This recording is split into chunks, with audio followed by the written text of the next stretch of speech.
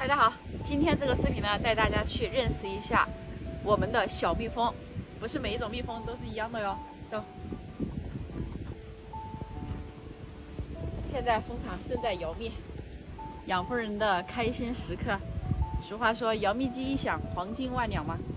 走，我们的蜂箱呢，上面的这一层呢，就是用了小蜜蜂用来采蜜酿蜜，他们回来之后就把它弄到上面，然后这中间有一个板子隔着在这，然后下面的一层呢就是我们的蜂王所在地。我们今天呢，首先来看蜂王，大家看这个呢就是蜂王，这个肚子最长的这个就是的。看这个呢就是我们的蜂王，它享受着最好的待遇、最高的福利，然后。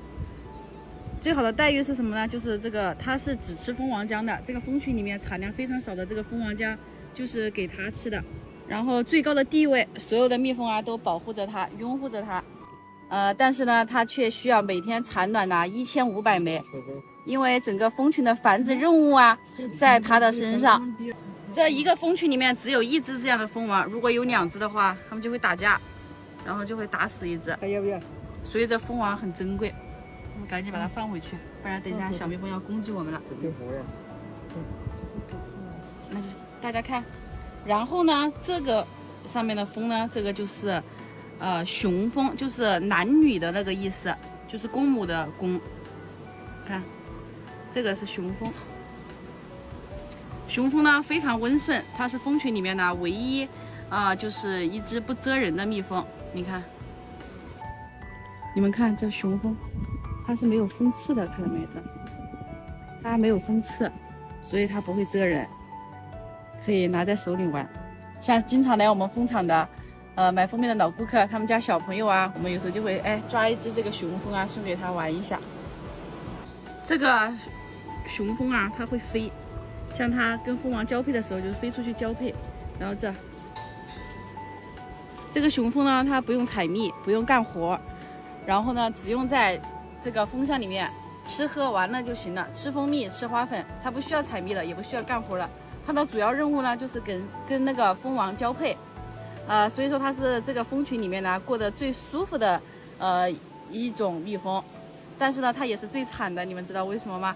因为这个雄蜂的话，它到了冬天，就是当外界没有花期没有蜜源的时候，然后呢其他的这些就是蜂箱里面的蜂蜜不够多的时候啊，其他的这些蜜蜂啊就会把它驱赶出去，把它赶到蜂箱外面去。那它又不会采蜜，又不会干活的话，最后的结局就是被赶出去，然后饿死掉。这就是雄蜂的一生，虽然过得很潇洒，但是呢，结局却很惨。然后最后剩下的就是我们这个蜂群里面呢最多的蜜蜂了，就叫工蜂。这个工呢，它是工作的工蜂。来，我给大家看一下，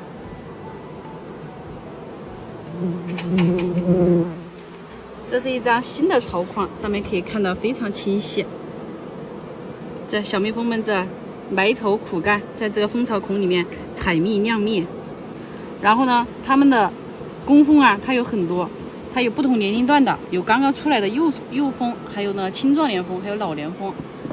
像幼蜂的话呢，就是学试飞啊，然后1个星期左右之后呢，就可以出去采蜜了。